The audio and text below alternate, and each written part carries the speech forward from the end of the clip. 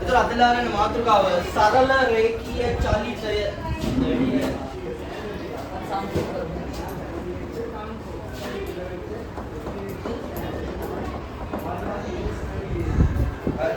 සරල රේඛීය චලිතය. මෙන්න මේකෙදී අපි කතා කරනවා ඒක රාශීන් පිළිබඳව. හරි. දුර කියලා රාශියක් ගැන කතා කරනවා. විස්ථාපනය කියලා රාශියක් ගැන කතා කරනවා. ප්‍රවේගය, ඉන්ධනය, සරල රේඛීය චලිතය.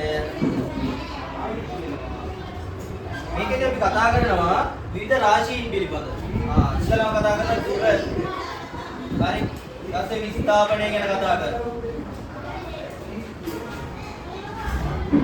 ඊට කරගෙන ප්‍රවේගය කියලා කතා කරනවා. අය වේගය කතා කරනවා. අය මන්දනය කියලා එකක් ගැන කතා කරනවා. අය ත්වරණය කියලා එකක් ගැන කතා කරනවා. හරි. ඊට පස්සේ අපි කතා කරනවා දායිශික රාශි කියලා જાතිය. දායිශික රාශි. අය අපි කතා කරනවා අදිශ රාශි කියලා જાතිය. හරි. ඊට මේ අදිශ රාශි වලට අයත් වෙන්නේ මොනවද? දායිශික රාශි වලට අයත් වෙන්නේ මොනවද කියලා අපි මේකෙම මෙයා වර්ග කරනවා. ඊට පස්සේ අපි මෙන්න මේ රාශීන්ට අදාළව මෙයාලා කාලයට එරෙහිව අදිනවා. මෙයාලගේ ප්‍රස්ථාර. ඒකට අපි දැන් කියන දුරෙන් අපි දුරත් එක්ක කාලය සම්බන්ධ කරලා අපි අදිනවා කියනකොට කියනවා දුර කාල ප්‍රස්ථාර. ඒක විස්ථාපනයත් එක්කලා විස්ථාපන කාල ප්‍රස්ථාර. ඊට පස්සේ ප්‍රවේගයත් එක්කලා ප්‍රවේග කාල ප්‍රස්ථාර. අන්න ඒ වගේ එක එක රාශියට අදාළ කාල ප්‍රස්ථාර අපි අඳිනවා. හරි. ඇඳලා මෙන්න මේ වගේ එක එක රාශීන් අපි අඳුර ගන්න. හරි. මෙන්න මේ ටික තමයි මූලිකව මේ පාඩමේදී අපි කතා කරන්නේ. ඒතර මේ පාඩමේදී මේ ඉගෙන ගන්න දේවල් ඔයාලා ඒ O level විභාගයට ලියනකම් මේ දක්වාම ඔයාලට වැදගත් වෙනවා. හරි. මේකෙන් ඉගෙන ගන්න දැනුම ඔයාලගේ ඉතුරු පාඩම් ඔක්කොටම ඉතුරු ෆිසික්ස් පාඩම් ඔක්කොටම වගේම ඔයාලා O level විභාගෙ එනකම් මේවා වැදගත් වෙනවා. හරි. මෙන්න මේ ටික තමයි අපි මේ පාඩමේදී ප්‍රධාන වශයෙන් කතා කරන්නේ. හරි. දැන් අපි මේකෙදි ඉස්සල්ලාම කතා කරමු දුර හා විස්ථාපනය කියන්නේ මොකක්ද කියලා.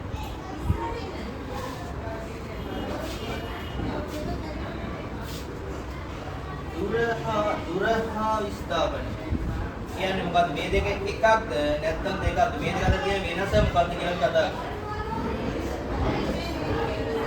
මේ දුර හා විස්ථාපනය කියන එක ඔයාලට අලුත් දෙයක් නෙමෙයි. ඔයාලා මේක කලින් ඉගෙනගෙන තියෙනවා. කීවසරේ? 8 වසරේ. කීවසරේ? 8. මම ඉගෙනුවේ නෑ දැන් අර කලින් ඉගෙන ළමයි 8 වසරේ අඩි ඉගෙනුවේ නෑ මම. යාඩේ සිලබස් එකේ නෑ. කීවසරේ? අතේ මං යාඩි ඉගෙනුවේ 7 වසරේ. 7 වසරේදී ඔයාලට තියෙනවා දුර හා විස්ථාපනය කියලා කියන්නේ මොනවද කියලා. එතකොට දුර කියලා කියන්නේ යම් චලිතයක ගමන් මගෙහි ගමන් කළපු සම්පූර්ණ දිගට තමයි අපි කියන්නේ දුර කියලා. ඔයාලට මතකද මොනවද නිර්වචනේ දීපේ 7 වසරේ.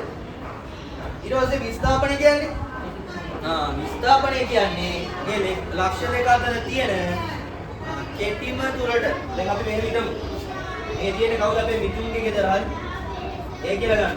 ලෝසිතුගේ ගෙදර මේ D කියලා අපි ගන්න. එයාගේ ගෙවල් වලට යන්න පුළුවන් පාරක් දැද්ද මේක එක පාරක් මෙහෙම. තව පාරක් මෙහෙම තියෙනවා. තව මෙහෙම පාර. තව මෙහෙම එකක් තියෙනවා. හරි. තව මෙහෙම එකක් තියෙනවා කියලා අපි හිතමු. මේ පාරවල් තියෙන එක දෙක. මිතුන්ගේ ගෙදර ඉඳන් ලෝසිතුගේ ගෙදරට යන්න පාරවල් කීයක් තියෙනවද? 5ක් තියෙනවා. ඕන කෙනෙකුට යන්න පුළුවන් නේ. එක එක පාරවල් දෙන්නේ. මෙයාට දෙමු එක එක වැලි. මෙයාට 40ක් වගේ දෙමු. මෙයාට 35ක් වගේ. මෙයාට 28ක් වගේ දෙමු. මෙයාට 15යි.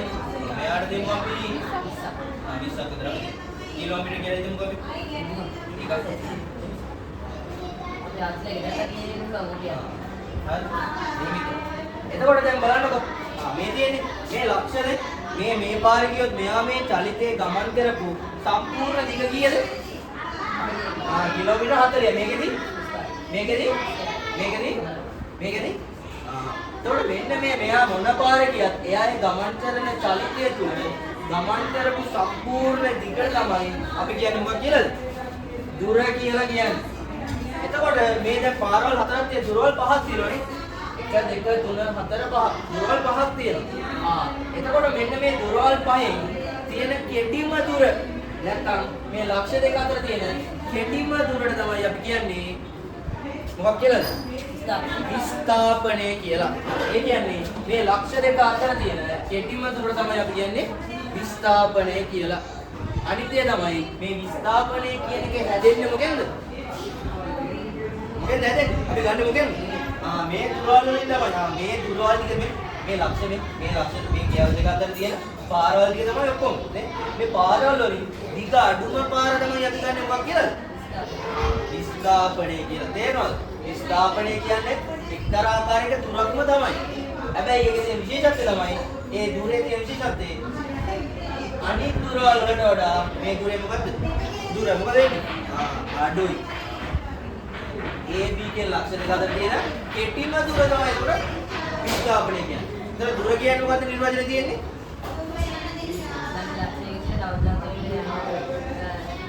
චලිතේ මෙයා ගමන් කරපු සම්පූර්ණ මොකද? දිග. ගමන් කරපු සම්පූර්ණ දිගට තමයි අපි කියන්නේ මොකක් කියලාද?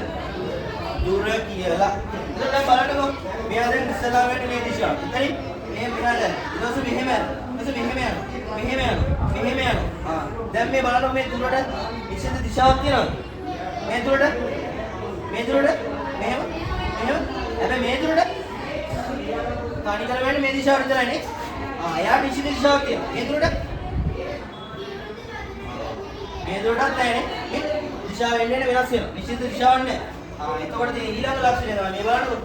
මේ දුරට කියන රාශියට නිශ්චිත දිශාවක් නැහැ. මෙයා මෙතනින් මෙහෙට වෙනවා, මෙතනින් මෙහෙට වෙනවා. දුර දිශාව වෙනස් වෙනවා. හැබැයි මේ විස්ථාපනය කියන එක ඔයාලා බැලුවොත් ඔයාලට තේරෙනවා ඇති. නිශ්චිත දිශාවකට යන්නේ දිශාව වෙනස් වෙනවා. මේ දිශාවට යනවනම් මේ දිශාවට විතරයි. මෙයාට නිශ්චිත දිශාවකුත් තියෙනවා. දැන් ඒකට ඔයා ලක්ෂණ දෙකක් ඉගෙන ගත්තා. දුරයි විස්ථාපනයයි කියන. දුරේ මොකක්ද ඔයා ඉගෙන ගත්ත විශේෂ ලක්ෂණ දෙක? එයාට නිශ්චිත දිශාවක්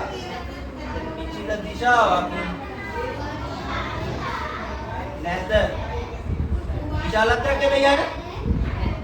විශාලත්වයක් තියෙනවා මේ 40. මෙයා විශාලත්වය 40. මෙයාගේ විශාලත්වය 35 28. විශාලත්වය තියෙනවා. ඇත්ත. විස්ථාපනයේද?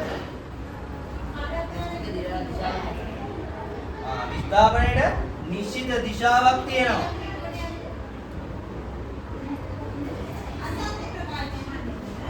ඇත්ත. විශාලත්වය? නිශ්චිත විශාලත්වයකුත් තියෙනවා.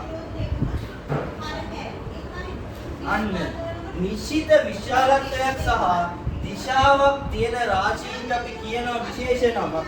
ඒ රාශීන්ට අපි කියනවා දෛශික රාශි කියලා නමක් දෙනවා.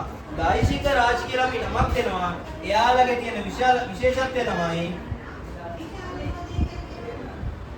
එයාට නිශ්චිත දිශාවක් වගේම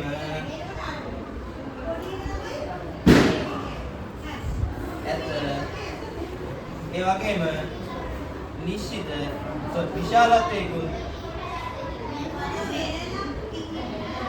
ඇත. ඊළඟ දැන් ඉතින් මම කියන්නේ දෛශිකයි අදිශයි කියලා දෙකක් තියෙන්නේ. ඒතර ඊළඟ මොකද්ද? අදිශ රාශිය නම් ඔයාලා දැන් දන්නවා. නිශ්චිත දිශාවක් නැහැ. ඇත. හැබැයි විශාලත්වයක් යාට ඇත්ත. දැන් මම දැනගත්තා අදිශ රාශි කියන්නේ මොනවද? දෛශික රාශි කියන්නේ මොනවද කියලා. දෛශික රාශිය වල තියෙන විශේෂත්වය මොකද්ද? එයාට නිශ්චිත දිශාවක් තියෙනවා. ඒ වගේම විශාලත්වයකුත් තියෙනවා. අදිශ රාශීන්ට විශාලත්වයක් තියෙනවා. හැබැයි දිශාවක් නැහැ. එතකොට මෙතන දෛශික රාශිය වෙන්නේ මොකද්ද? විස්ථාපනයේ තුලද? විස්ථාපනය. අතිශය රාශිය වෙන්නේ දුර. ඔය ටික තමයි අපි ඉස්සල්ලාම දුර හා විස්ථාපනය කොටස කතා කරන්නේ. එහෙනම් මේ ටික කතා කරලා ගණන් ටිකක් හදලා ඊළඟට අපි කතා කරමු ඊළඟ රාශිය පිළිබඳ. මේ රාශි දෙකෙන් තමයි ඉතුරු ගොඩක් රාශි නිර්මාණය වෙන්නේ. ප්‍රවේගය, වේගය, ඊට පස්සේ ඒ වගේම ආයි නිර්මාණය වෙනවා ත්වරණය, මන්දනය. අන්න ඒවා ගොඩක් නිර්මාණය වෙන්නේ මෙන්න මේ රාශීන් දෙක මත පදනම්. අපි ඊළඟට ඒවා ගැන කතා කරමු. මේ ටික කතා කරලා ඉවර කරමු.